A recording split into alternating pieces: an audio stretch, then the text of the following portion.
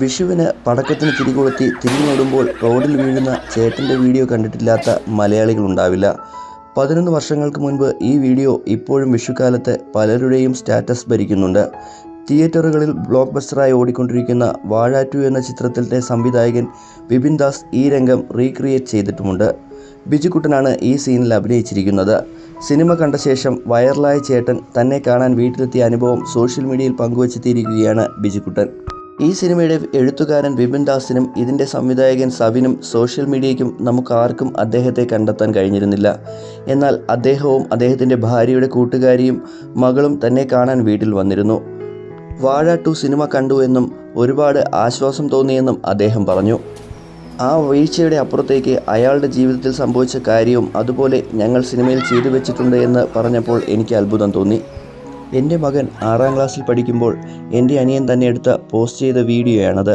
അന്ന് ഞാൻ വീഴുന്നത് കണ്ട് എൻ്റെ മകൻ എനിക്കെന്തോ ആപത്ത് സംഭവിച്ചു എന്ന് കരുതി പൊട്ടിക്കരഞ്ഞുകൊണ്ട് ഓടി വന്ന് എന്നെ കെട്ടിപ്പിടിച്ചു. എന്നെ പിടിച്ച് എഴുന്നേൽപ്പിക്കുവാൻ നോക്കി. അത്രയും സങ്കടത്തോടെ എൻ്റെ മകനെ ഞാൻ ഇതുവരെ കണ്ടിട്ടില്ല. പിന്നീട് ഈ വീഡിയോ വൈറലായി. ആ വീഡിയോ പോസ്റ്റ് ചെയ്തയാൾ മനസ്സിൽ പോലും വിചാരിക്കാത്ത രീതിയിൽ അത് ആളുകളിലേക്കും എത്തി. എല്ലായിടത്തും ആ വീഡിയോ കാണുമ്പോൾ വിഷമമാണ് തോന്നിയത്. ഒരു ഫംഗ്ഷൻ പോകാനും ആളുകളെ അഭിമുഖീകരിക്കുവാനുമൊക്കെ മടിയായിരുന്നു. ആ വീഡിയോ കണ്ട ആളുകൾ ചേട്ടൻ മദ്യപിച്ചിട്ടുണ്ടോ എന്നും പടക്കം ഇത്ര പേടിയാണോ എന്നും ചോദിക്കുമ്പോൾ ശരിക്കും വിഷമം തോന്നിയിരുന്നു. മരിക്കുന്നതിനെക്കുറിച്ച് പോലും ചിന്തിച്ചു പോയിട്ടുണ്ട്. എല്ലാ വിഷുക്കാലവും വരുമ്പോഴും ആ വീഡിയോ പറ്റിയുള്ള ഓർമ്മ വല്ലാതെ മാനസിക ബുദ്ധിമുട്ടുണ്ടാക്കിയിട്ടുണ്ട്. ഈ വീഡിയോ ആളുകൾ കണ്ടതിനപ്പുറത്തേക്ക് അവിടെ സംഭവിച്ചത് അതുപോലെ സ്ക്രീനിൽ കണ്ടപ്പോൾ വല്ലാത്തൊരു സന്തോഷവും ആശ്വാസവും തോന്നി. ഒരുപാട് സന്തോഷത്തോടെ കണ്ണു നിറഞ്ഞാണ് അദ്ദേഹം എന്നോട് സംസാരിച്ചു തീർത്തത്.